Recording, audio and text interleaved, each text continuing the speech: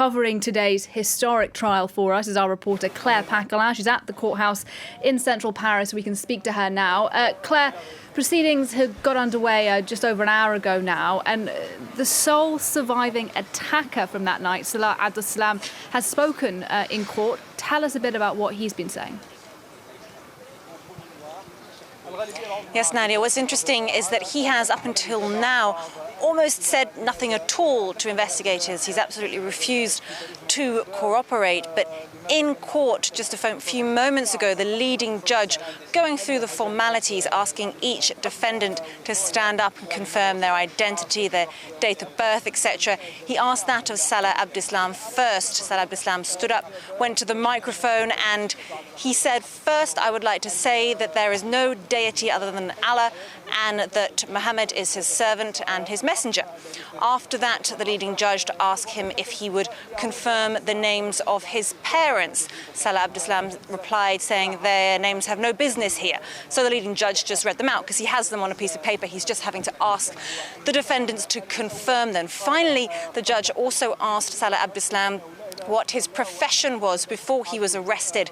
4 months after the November 13th attacks, he was arrested by police in the Molenbeek suburb in Brussels. Salah Abdeslam said to the leading judge at that point, "I gave up having any professions in order to become a fighter for the Islamic State." So while he's been refusing to cooperate and speak to investigators up until now, he has now spoken, and he's made himself very clear who he is.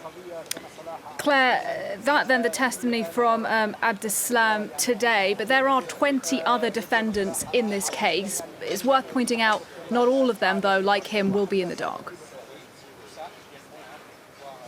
That's right. 6 will not be in the dock. They are either presumed dead or missing, perhaps in Iraq or Syria.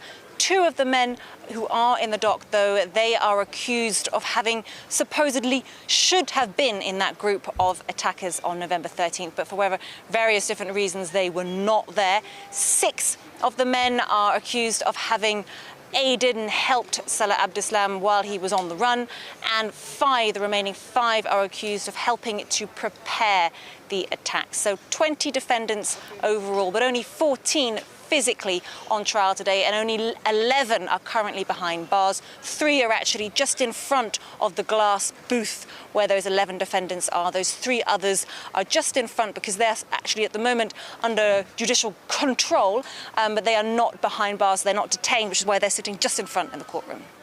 And Claire, today's trial is a hugely important moment, isn't it, for the victims and for their families, some of whom are attending the proceedings? Absolutely. 1,800 victims. So these are survivors of the attacks or family members, people who lost loved ones in the attacks or saw their loved ones injured. They have filed, 1,800 of them have filed civil lawsuits. Now, they're not all here today. Some have told me, I've spoken to some, that they've decided to only come to the trial on days when it's particularly important or relevant to them. Some have chosen to speak in court. I spoke to a man called Georges Saline. His daughter Lola, 28 years old, she was killed at the Bataclan, and he told me that he was going to speak in court because he didn't want his daughter to be absent from the proceedings. He said that she was a victim of these attacks, and through him, he wanted her to be present as this trial takes place. Claire Paquelin at the courthouse, thanks very much indeed for your reporting. We'll keep talking to Claire throughout the day as we're watching those proceedings for you on day 1 of this historic trial. And